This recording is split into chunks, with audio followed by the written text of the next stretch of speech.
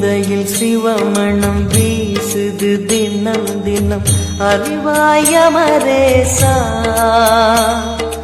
உன்னுடன் கலந்திடும் நாள் எது சொல்லிடு உன்னுடன் கலந்திடும் நாள் எது சொல்லிடு வரமதை உடன் தருமே எங்கள் அருணாச்சல சிவமே.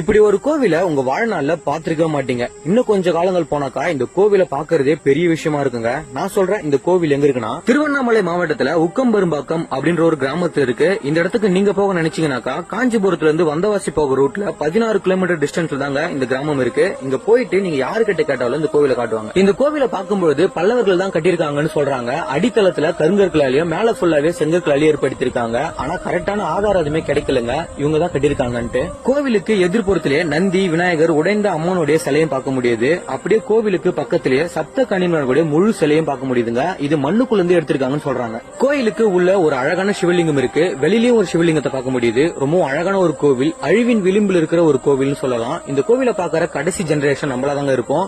இந்த இடத்துக்கு நீங்க போக நினைச்சீங்கன்னாக்கா கரெக்டான கூகுள் லொகேஷன் உங்களுக்கு கமெண்ட்ல பின் பண்ற, பார்த்து தெரிஞ்சுக்கோங்க.